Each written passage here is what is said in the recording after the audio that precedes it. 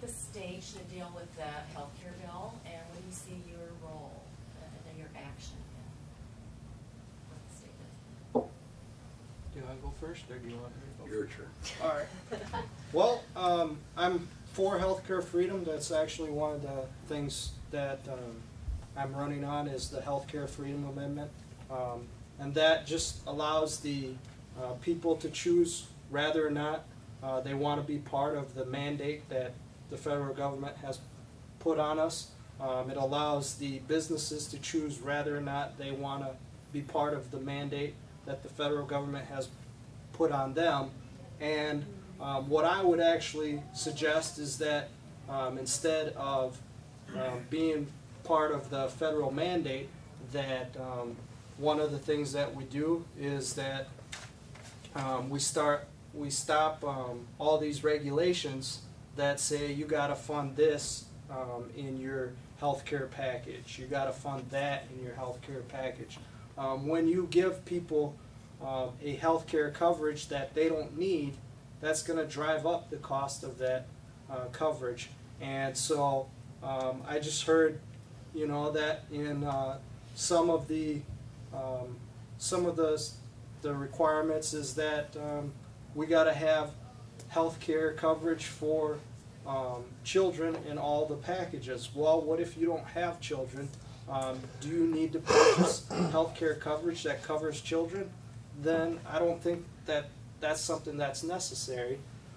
So I think that if someone needs a certain health care coverage, I think that they should be able to negotiate with their insurance provider which things that they want covered, and then they can determine the price between the two of them instead of the government stepping in and telling them you got to have this, you got to have that, and making the price for them. I agree with that. I would add that it's unconstitutional and corrupt what the Obamacare has put out. How dare they? Not in the Constitution. What do you think they're doing?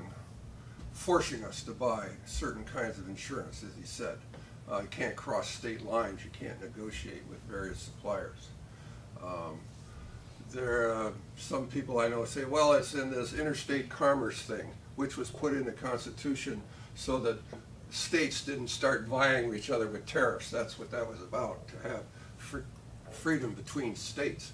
And these people that use that to justify Obamacare, I say, do you think that covers creation, funding, and operation of a health plan? Because we say interstate commerce? Give me a break.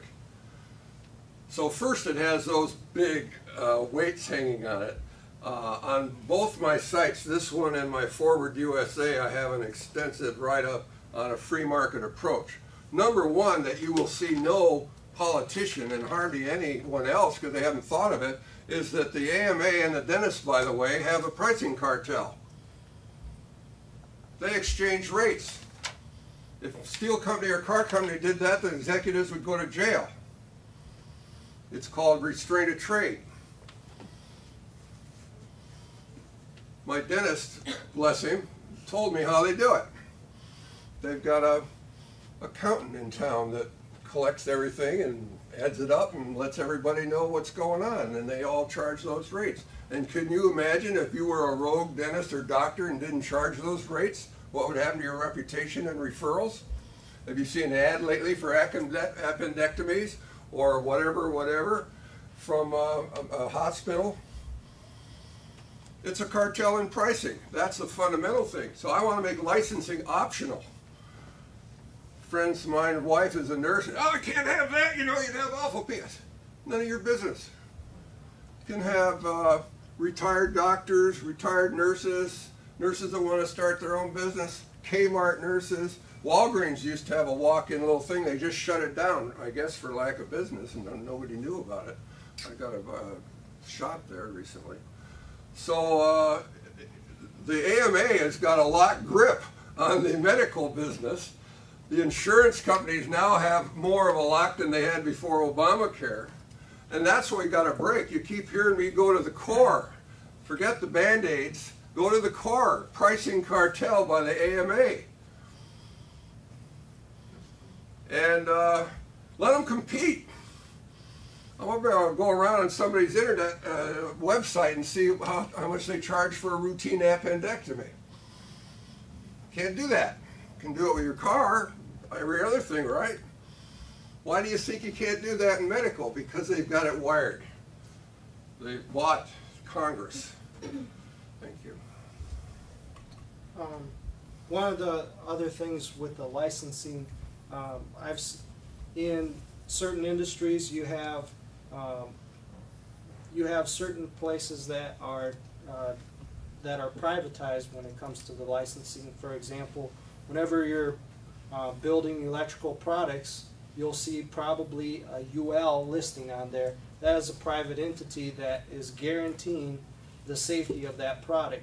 If we want to make sure that we guarantee the safety of the products that they're offering in the healthcare industry, I think that instead of the government running how you get the licensing or the approval that it's a safe and effective drug or a safe and effective treatment, is that you give the power to the privatized type of companies to set the standards, and if those companies fail to hold the companies that are part of their customer base to that standard, and you buy a health product that is licensed by that company, now instead of you going and suing the government, now you can go and sue this privatized license carrier. And I think that the licensing industry there, like the UL, they're not going to allow their products to sneak through as unsafe products, because they know that it's going to look bad on them, and they're going to care more about that because their profits are dependent upon what their reputation is out in the market. The government, I don't think they care what their reputation is out in the market, and so I think that they will be less likely to be stringent and be effective with the way that they license certain practitioners or certain drugs. Rebuttal? Sure. Minor correction, David. They don't guarantee. They take a position. I've analyzed this. I like it. It's got these pluses and minuses, but they don't guarantee it. If some manufacturer is having trouble, they'll publicize that so you can find out. So they provide a very good service, but you sue the person that made the bad product, not UL. But it's a very good service, and it's part of what I recommend. And that can happen. And by the way, notice I said optional on licenses. If you want to pay more and go into the cartel pricing, you can still go to the same doctor you had. But Kmart and Walgreens, I assure you, are going to have clinics. And they'll be good, because they've got a reputation. And I'll go there. And they'll recommend others if they can't handle it, because they don't want to be sued for doing something they're not qualified to do. Incentive works, folks. We all know that. That's why we're a great country. That's why we grew so well. And the loss of it, all these controls by the government, is why we're doing this. Failing empire, plus all the military stuff. Thank you. Mike? Do you have any ideas on how either Madison or Wisconsin can help the business or economic climate and get jobs back here in this area?